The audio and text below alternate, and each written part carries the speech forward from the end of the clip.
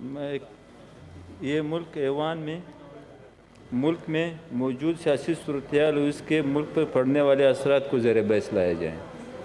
جو موشن ہے 218. جی سینیٹر صاحب. مہربانی جناب چیئرمین صاحب،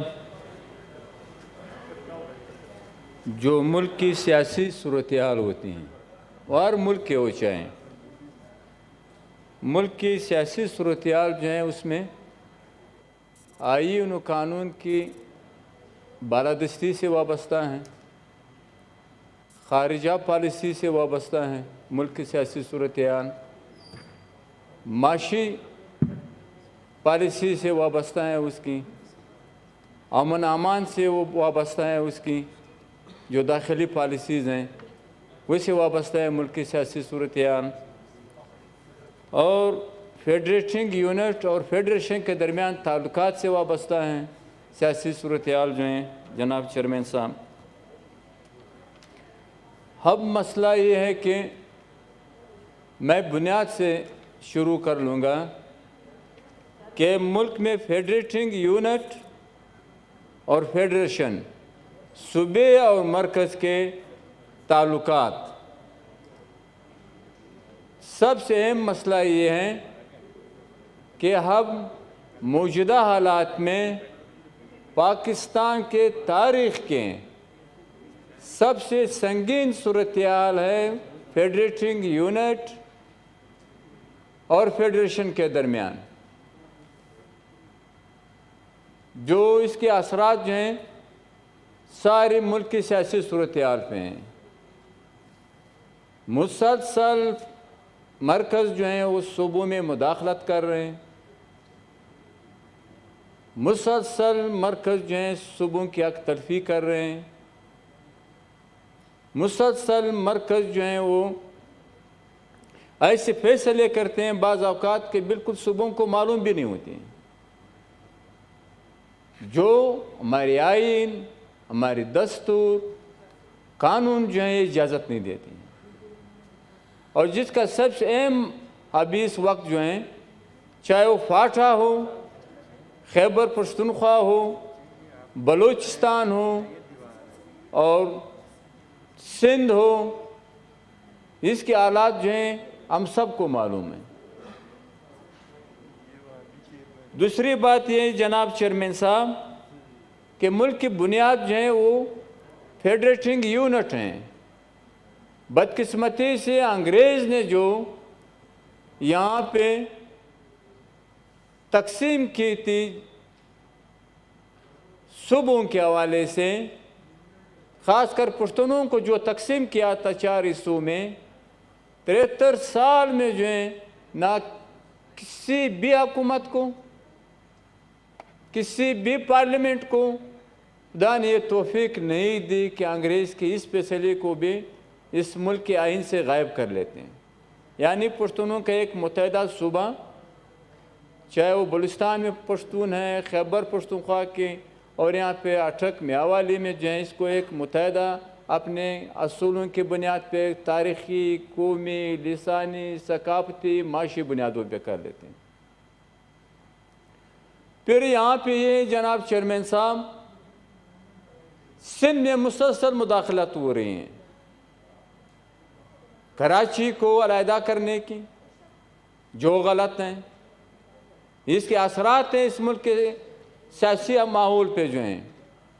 یہاں تک کہ اب کہہ رہے ہیں کہ صفائی نہیں ہو رہے ہیں. کراچی کی صفائی پہ جو ہیں، کراچی پہ جو لوگ مسلط ہیں گزشتہ 20-25 سال سے ہیں، وہ تو ضیاء الحق کے باقیات تھے، مشرف کے باقیات تھے، اور موجودہ حکومت کے بہترین اتحادی ہیں. وہ لوگ بہترین اتحادی ہیں.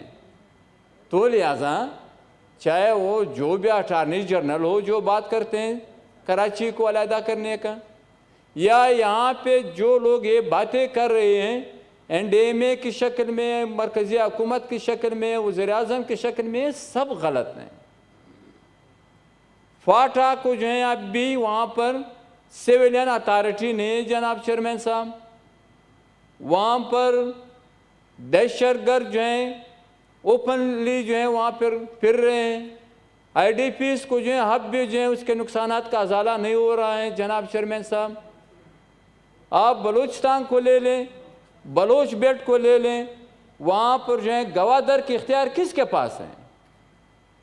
یہ ایک بندہ بھی وضاحت نہیں کر سکتے ہیں. وہاں کے صوبے میں جو ہیں وہاں پر ریکوڈک پہ کس کا اختیار ہے؟ سندھ پہ کس کے اختیار ہیں؟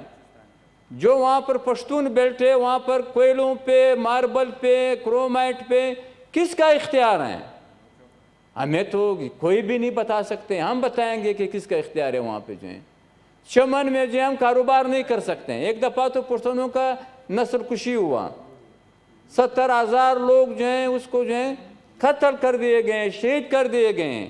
40 لاکھ جو ہیں اس کو آئی ڈی پیز بنائے دے گئے, سوات سے لے کر پھر وہاں پر وانا تک جو ہیں. یہ تو تھا نسل کشی. اب معاشی ناکہ بندی, ہم معاشی طور پہ نسل کشی کر رہے ہیں کہ آپ کاروبار بھی نہ کریں. کارخانہ ہم نہیں چھوڑیں گے. گدون میں نہیں چھوڑا کارخانے, وہاں پر انڈسٹریل اسٹیٹ جو ہیں. وہاں پر فاٹھا میں جو ہے انڈسٹری نہیں چھوڑا گیا. ہمارے صوبے میں تو بالکل جو ہے وہاں پر انڈسٹری نہیں چھوڑ رہے ہیں, مائننگ نہیں چھوڑ رہے ہیں. جو لوگ کاروبار کرتے ہیں وہاں پر جو ہیں چمن میں جو ہیں 5 لوگوں کو شہید کیا, 41 کو جو ہیں لوگوں نے وہاں پر زخمی کر دیے گئے. کیا آپ نے کاروبار نہیں کرنا ہے؟ آپ نے جانا نہیں, آپ نے پاسپورٹ پہ جانا ہوگا, اپنے ویزے پہ جانا ہوگا, اپنے قبرستان, اپنے گاؤں, اپنے مسجد, اپنے دکان, کاروبار, زندگی کے لیے جو ہیں. یہ ہمیں قابل قبول نہیں ہے. ہم نے انگریز کے حکم بھی غلط نہیں مانے تھے, موجودہ سیٹ اپ کے بھی حکم ہم نہیں مانیں گے, چاہے جو بھی ہو, چاہے وہ اسٹیبلشمنٹ ہو, چاہے وہ عمران خان ہو, چاہے وہ تحریک انصاف ہو, چاہے جو بھی ہو, ہم اس کے ایک پشتون دشمن حکم نہیں مانیں گے. یہ ان لوگوں کو معلوم ہونا چاہیے جناب چیئرمین صاحب. اور اسی کے ساتھ جناب دولت کی منصفانہ تقسیم نہیں ہے. اب بھی NFC کے خلاف سازش ہو رہی ہے, اب بھی 18ویں ترمیم کے خلاف یہ لوگ سازش کر رہے ہیں جو ہمیں قابل قبول نہیں ہے. چاہے پشتون ہے, چاہے بلوچ ہے, چاہے سندھی ہے, چاہے سرائکی ہے, چاہے وہاں پر پنجاب کے عوام ہے, ہمیں یہ قابل قبول نہیں ہے. یہ غلط فہمی میں یہ لوگ نہ رہیں. اور جناب چیئرمین صاحب یہاں پہ مسئلہ کیا ہے؟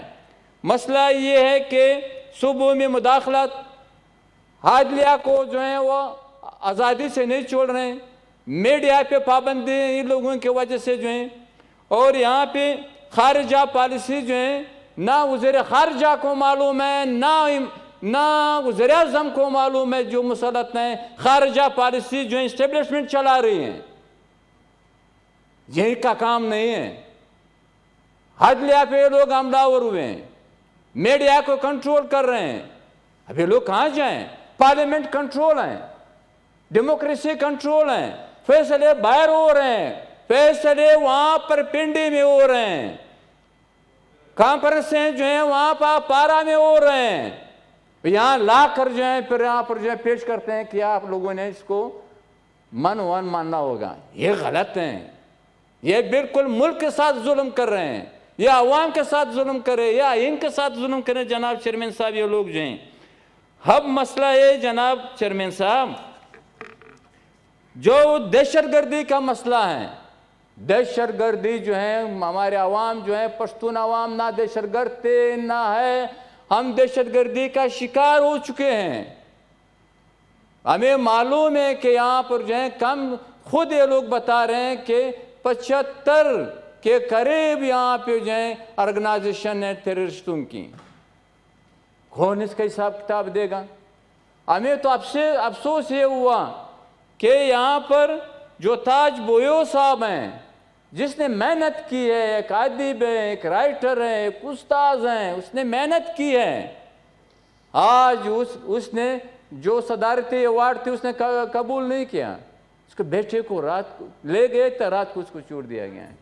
تو آپ اندازہ کر لیں, احسان اللہ احسان جو ہیں وہ سیف ہاؤس میں ہیں, اور بویو جو ہیں وہ بیچارے اس کے بیٹے جو ہیں وہ پتہ نہیں کس کے ساتھ ہیں.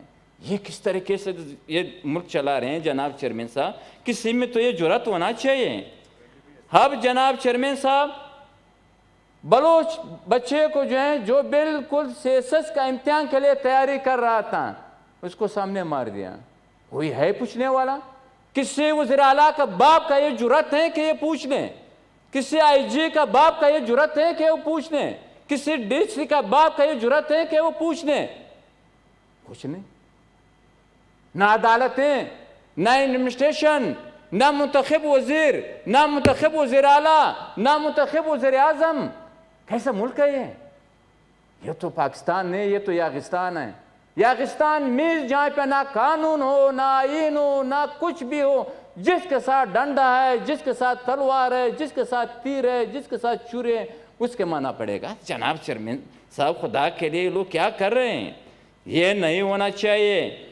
اور جناب کیا ملا ہمیں جو ہے، ہم پشتون بلوچ کو جو ہے سے پیک میں جو ہے کچھ بھی نہیں ملا. ہمیں ضلالت ملا، اور ضلالت مل رہا ہے ہمیں جو ہے سے پیک میں جو ہے. ہم نے جب انگریز کو نہیں مانا تھا، اس طریقے سے ہم چائنا کو بھی نہیں مانیں گے. ہمیں اپنے حقوق دیں گے، وہ دینا چاہیے اس کو جو ہے، چاہے چائنیز ہو، چاہے حکومت ہو، چاہے اسٹیٹ کے ذمہ دار لوگ ہوں. پشتون بلوچ کے ساتھ اس کے حقوق دینا ہوگا، اس کے مرضی سے ہوگا. ملکیت جو ہمارے صوبے کی ہوگی، مگر یہاں پر نہ ملکیت ہے، نہ ہماری مرضی ہے، نہ ہم کچھ کر سکتے ہیں. جناب چیئرمین صاحب، نہ ریلوے ہے، نہ موٹر وے ہے، نہ کچھ ہے. عذاب ہمارے لیے اور فائدے جو ہیں دوسروں کے لیے. تو جناب چیئرمین صاحب، عملاً یہاں پہ 1 یونٹ ہیں، عملاً یہاں پہ مارشل لا ہے. نام جمہوریت کا ہے، کہاں پہ ہے جمہوریت؟ عملاً یہاں پہ بالکل دہشت گردوں کی، وحشت کی، خوف کی فضا ہے یہاں پر اس ملک میں جو ہیں. پارلیمنٹ پہ بھی خوف کی فضا مسلط ہے، وہاں پہ بھی خوف کی فضا مسلط ہے. جناب چیئرمین صاحب، لوگ کیا کریں گے؟